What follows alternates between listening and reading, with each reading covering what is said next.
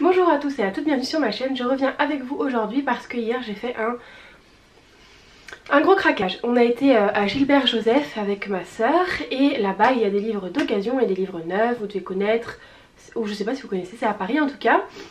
Du coup ça nous fait notre petite promenade, on y a été à pied et je suis très contente parce que j'ai trouvé d'occasion pas mal des livres que je voulais à tout prix trouver. J'avais été avant Noël parce que je voulais faire mes cadeaux de Noël et je voulais voir un peu ce qu'il y avait, parce que je voulais des livres à Noël. Et je trouvais qu'il n'y avait pas tant que ça d'occasion, donc j'avais quand même eu pas mal de livres, mais on en avait du coup par conséquent aussi acheté des neufs. Et ça me plaît un peu, enfin c'est pas que ça me plaît un peu moins, mais c'est pour ma famille, un livre en fait c'est cher. Les livres qu'on veut là en ce moment, moi ils sont à 16, 17, 18, 19, 20 euros, 24 euros pour certains.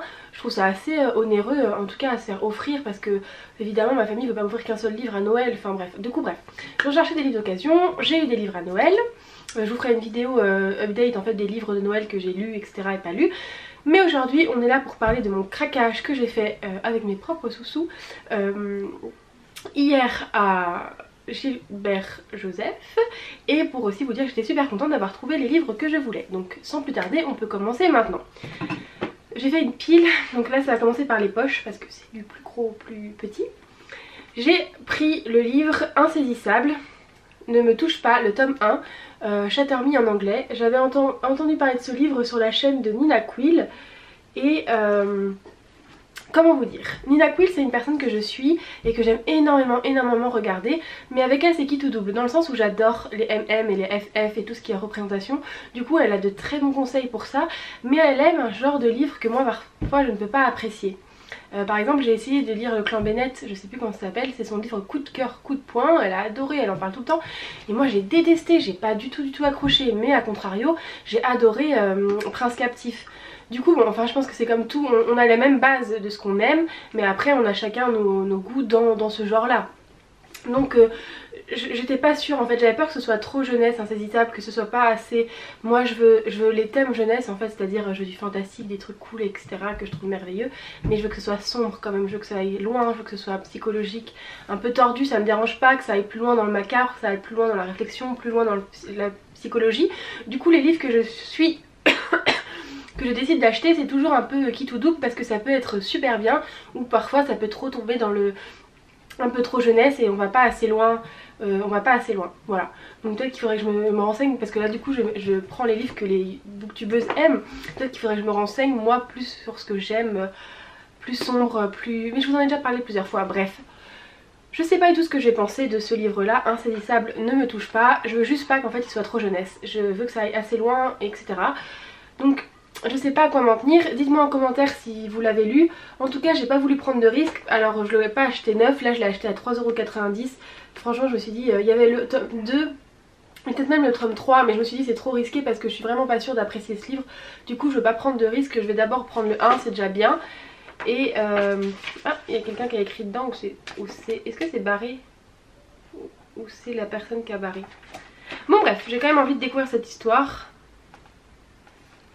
Ouais, c'est l'histoire d'une jeune fille qui dès que touche les gens il meurt. Voilà, c'est tout ce que je sais, je veux pas trop en savoir plus. Elle a été enfermée pendant quelques années dans une prison par conséquent pour pas tuer les gens j'imagine, mais je sais pas trop ce qui va se passer. Bref, premier tome que j'ai acheté. Un tome 9 cette fois-ci que j'ai acheté de poche parce que je voulais vraiment le lire. C'est Déraciné.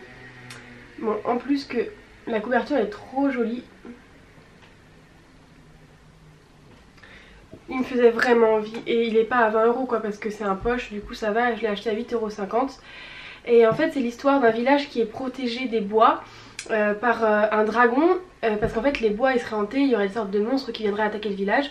Et il y a un dragon qui les protège, en fait ce dragon qui serait un mage. Et pour que le village se passe bien et pour que pour que la protection dure, tous les 10 ans le village doit donner au dragon une jeune fille de son village, la plus belle, la plus forte ou la plus intelligente, en tout cas la meilleure, celle qui a un atout. Et je crois que l'histoire c'est qu'une jeune fille elle est persuadée que ça va être sa meilleure amie qui va être prise parce qu'elle est belle, elle est intelligente, je sais pas, elle a tout ce qu'il faut pour être prise par le dragon. Mais en fait, bon, il va se trouver que ça va être elle qui va être prise et puis on va voir ce qui va se passer. Je pense qu'il y a l'histoire de magie, etc. Puis les filles elles reviennent au bout de 10 ans, changées, mais elles peuvent pas parler de ce qui s'est passé. Du coup il y a tout un mystère autour de qu'est-ce qui se passe pendant ces 10 années là. Bon, est-ce que le mage dragon fait des choses mal? Est-ce que ça se passe bien? Enfin on va découvrir ça avec notre protagonisme. C'est de Naomi Novik, Déracinée. J'ai lu, moi ça me donnait vraiment envie, enfin l'ambiance et tout. Encore une fois j'espère que ça va pas être trop jeune, enfin j'y connais rien tu vois, je découvre en ce moment un petit peu la hype des livres qu'il y a sur YouTube. Du coup j'essaye de voir ce qui pourrait me plaire et j'espère vraiment que celui-là va me plaire parce que le synopsis me tente vachement, il me fait super envie, mais je veux encore une fois que ça soit assez, que ça aille assez loin, que ce soit assez adulte. Je crois pas que c'est un jeunesse de toute façon. On verra, je vous en parlerai dans un book haul. Non pas un book haul, dans un date lecture du coup. Ensuite pareil, d'occasion j'ai pris Grisha. Je l'ai eu à 5,20 € le tome 1. Alors encore une fois ça fait très longtemps qu'on en entend parler de ce livre. Il y a une grosse hype autour et il va y avoir la série Netflix qui va sortir et je voulais lire les livres avant de voir la série Netflix. Encore une fois le synopsis me plaît à fond mais j'espère que c'est pas trop jeunesse. Là ça m'a l'air un peu quand même. Vous voyez avec la forme du livre etc, ça a l'air... le livre de poche jeunesse. En même temps moi je m'étonne que c'est du jeunesse et je prends des livres de poche jeunesse. Mais les histoires elles ont l'air trop cool et des fois on est vachement surpris, c'est mature et c'est super intéressant. Donc c'est qui tout double quand je prends ce genre de livre. Ça se trouve ça va trop me plaire et ça va suffire ou ça se trouve j'ai trouvé ça trop jeunesse. Bon. C'est un royaume qui est envahi par les ténèbres et je crois que elle ça va être une lumière, elle va devoir battre les ténèbres. Je pense qu'il n'y a plus trop à présenter Grisha. Dites-moi en commentaire si vous avez apprécié. En tout cas c'était pas une prise de risque parce qu'il est tout court et je vais pas me lancer. Là je me suis lancée un métamorphose qui était assez long et j'ai pas du tout apprécié et du coup j'ai suivi ma lecture. En plus c'était une suite donc je savais que j'allais pas lire la suite etc. Donc là je suis contente de lui laisser sa chance quand même. Je l'ai eu d'occasion donc ça va. Et puis parce que je veux regarder la série Netflix et je voulais lire le livre avant. La couverture est vraiment belle quand même hein. Puis il est pas abîmé pour de l'occasion, un petit peu mais moi franchement ça me dérange pas. Je suis pas une fanatique des livres. En fait j'ai remarqué que quand je les achète neufs je suis une fanatique, mais quand je les achète d'occasion bon, ça me dérange pas qu'ils soient abîmés ou que je les abîme par la suite. Bon, je les respecte quand même. Un autre livre qui a été influencé et par sa beauté, ça c'est sûr, et par Nina Quill parce que je crois que je l'ai vu dans son un haul de... Je crois qu'elle l'a eu à Noël, sûrement un cadeau. C'est La Maison des Morts. En fait je suis pas sûre que ce soit quelqu'un qui l'ait offert mais en tout cas il était sur sa wishlist. Alors en plus que l'objet livre je le trouve mais trop beau. Il brille, il est magnifique, je l'ai eu d'occasion aussi. Non? La Maison des Morts, trop beau. 5,90 €, c'est pas cher hein. Neuf, il est à 16,90 €. Et encore une fois ça m'a l'air super chouette. Mais je sais pas si ça va être trop jeunesse, je crois que je vais dire ça partout. Je vais dire ça partout. Bah je vais peut-être arrêter de le dire hein. Vous serez au courant donc que moi je lis les livres là qui sont vachement à la mode sur Booktube parce que ça me donne trop envie. Mais j'espère qu'on va aller assez loin dans la psychologie, dans le sombre, dans la réflexion. Enfin que ça va me plaire, enfin je sais pas. C'est des tests. En ce moment je suis en train de tester ce que j'aime en lecture, ce que j'aime pas, ce qui me convient, ce qui me convient pas. Mais lui en tout cas je le trouve trop beau et d'occasion encore j'ai pas pris trop de risques. Donc voilà, le synopsis c'est l'histoire d'un jeu des... En fait dès que les enfants ont une certaine maladie, en tout cas les symptômes d'une maladie, on les amène sur une île où ils vont attendre de mourir parce que je sais pas pourquoi. On peut pas les soigner en tout cas. Ils attendent leur mort et ils trompent l'angoisse entre copains en attendant leur truc fatidique ou quand ils vont développer les symptômes. Parce qu'en fait je crois qu'on teste les gens tous les mois ou je sais pas tous les combien de temps.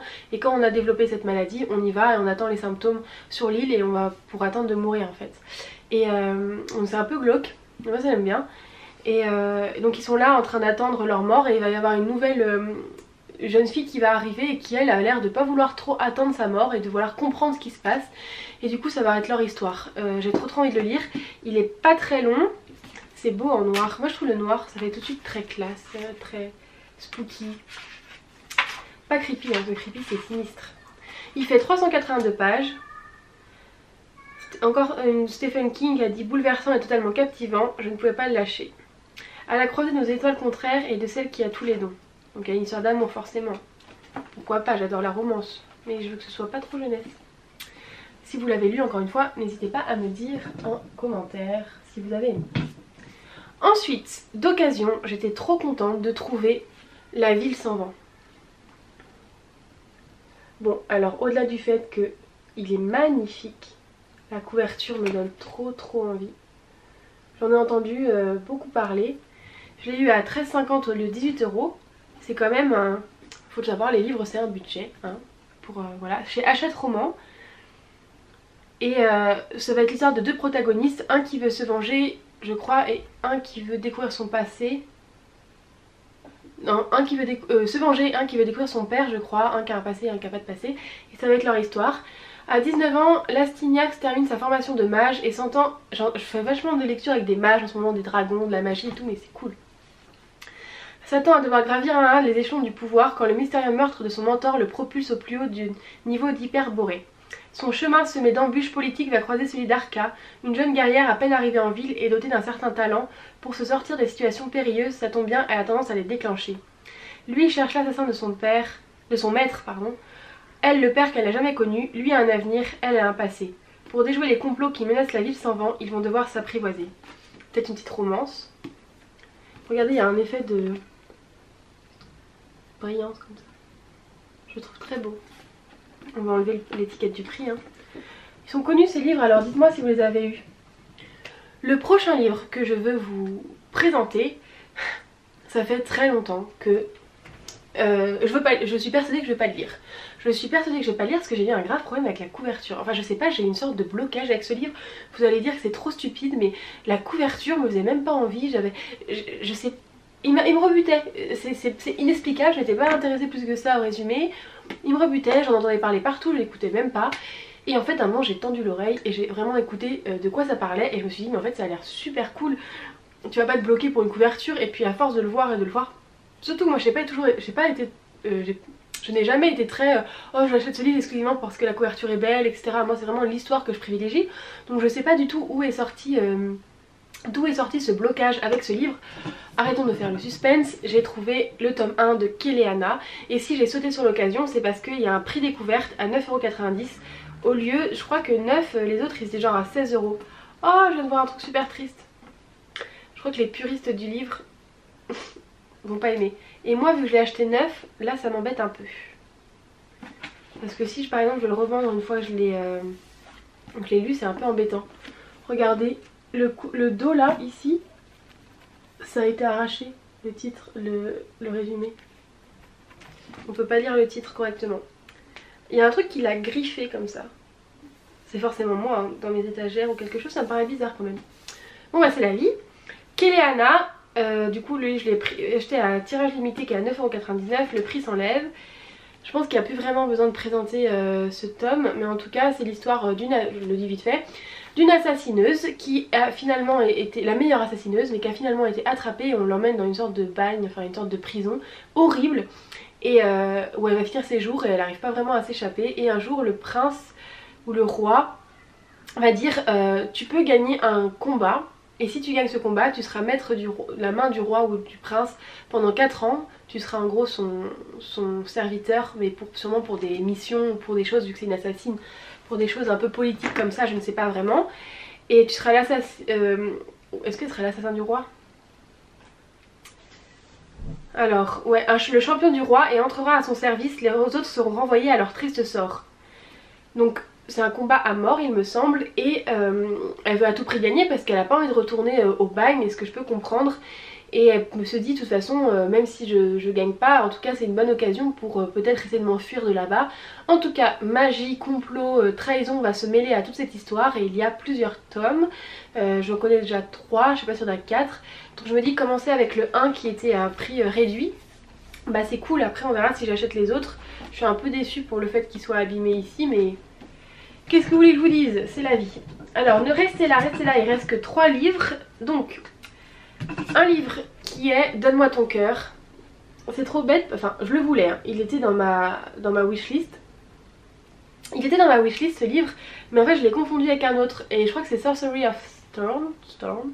Où en fait je crois que c'est l'histoire où vous savez, elle tire sur quelqu'un, enfin sur un animal, et en fait c'était un humain qui était métamorphe et du coup elle doit les servir parce qu'elle a tué la mauvaise personne, enfin elle voulait faire du braconnage et tout.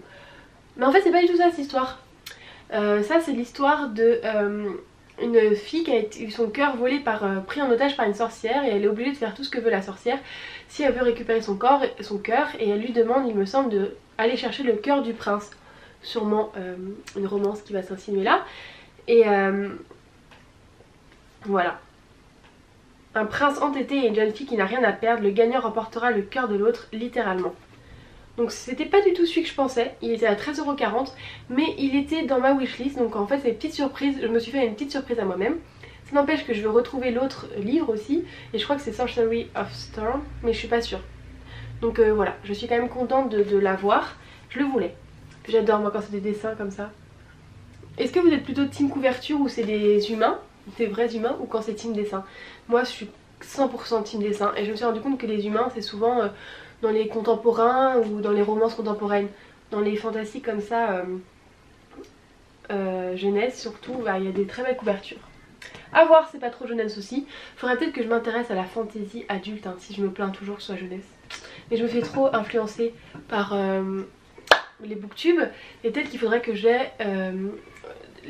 regarde plus en détail les livres que propose, vous savez, celle qui a fait les 3 Nornes, la maison d'édition, sa chaîne, j'arrive plus à me rappeler de sa chaîne, je la regarde beaucoup, mais elle, voilà, elle se plaint aussi que c'est jeunesse quoi, donc peut-être que je devrais m'intéresser aussi aux livres qu'elle lit, mais c'est bon. Pourquoi je m'étale sur ça pendant 3 plombs? Le dernier livre, l'avant-dernier livre que j'ai pris, qui était à 10,20 € et je suis super contente, c'est Iskari. Pareil, chaîne de Nina Quill, je l'ai trouvé sur la chaîne de Nina Quill.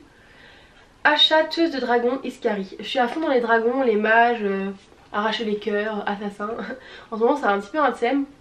Alors là ça va être encore, j'imagine, un peu plus... Moi j'aime bien en ce moment, j'ai envie d'être tout ce qui est hiver. C'est pour ça que ça me donne envie, la ville sans vent, déracinée, vous savez, forêt, hiver. Et j'ai beaucoup aimé Moitié d'âme. Là c'est plus désert, etc. Et j'en ai plein des comme ça. J'ai God of Men, j'ai un truc avec comment on appelle ça, les parfums, et je suis moins dans l'ambiance orientale ou désert, pays chaud.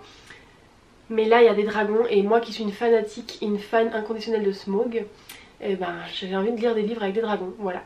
Je suis une personne qui récemment avant d'avoir découvert Booktube, je lisais plus des thrillers, des contemporains ou des romances, et Booktube va me permettre avec Noël et là de découvrir d'autres genres. Et du coup je vous dirai ce que j'en pense, et en tout cas ça me donne vachement envie et je pense que ça me correspond un peu mieux. Encore une fois, faut pas que ce soit trop jeunesse, mais là ça a l'air super bien. Voilà, et le dernier livre qui est ma lecture en cours, que là je suis trop contente de l'avoir trouvé d'occasion, La 9e maison. On en entend parler partout de Saxus. Je suis trop contente, il coûte 20 € quand même, et moi je l'ai eu à 14 €. Est-ce qu'il faut le présenter? Est-ce qu'il faut le présenter? C'est ma lecture de ce dimanche, je suis à 77 pages et je suis contente. J'ai envie de trouver Nevernight aussi. Là justement il paraît que c'est pas trop jeunesse, et je pense que The Saxus arrive à bien à faire ce parallèle entre... Pas ce parallèle, à faire en sorte que ça plaise aux adultes et aux plus jeunes, parce qu'il paraît qu'il y a quand même des choses dérangeantes, il y a quand même des thèmes abordés assez durs, etc. Et du coup ça plaît énormément. Je pense que c'est pour ça que cette maison d'édition plaît autant. Elle arrive à faire plaire autant aux très grands qu'aux plus jeunes. Est-ce que même c'est pas un peu trop choquant pour les plus jeunes, on m'a dit, pour certains? Je sais pas. Mais en tout cas moi du coup ça me donne envie, très envie. 77 pages, je suis vraiment bien dedans. Après est-ce que le fait, je suis persuadée d'aimer ce que tout le monde aime, et tout ce qu'ils en ont dit c'était genre ça avait l'air de pouvoir me plaire à 100%. Donc à voir si du coup je suis influencée positivement pour l'instant en fait. Je suis genre trop contente de l'avoir trouvé, trop contente de le commencer, et j'ai confiance en cette lecture. Du coup je pense qu'il n'y a pas trop de doute sur le fait que j'ai bien aimé, mais ça encore une fois on peut pas le savoir avant de l'avoir lu, hein. Il est beau. Et j'aime bien là le serpent. Voilà, donc après ma petite vidéo qu'on a terminée, et ben je vais retourner à ma lecture de La 9e maison. N'hésitez pas à me dire en commentaire si vous avez lu un livre, lequel vous me conseillez de lire après La 9e maison. Moi j'aimerais bien lire Déraciné. Il faudrait que je me lance dans Grisha, parce que si la... comment on appelle ça, la chaîne Netflix, si la vidéo Netflix, non c'est pas une vidéo, si la série Netflix sort, bah il aurait peut-être été temps que je lise la saga Grisha. Mais La maison du mort aussi me fait envie, c'est trop agréable parce que là tout me fait grave envie, ça fait longtemps que je les attends. Ma wishlist il y a 70 livres dessus pour l'instant, et là je peux déjà en barrer 10, du coup je suis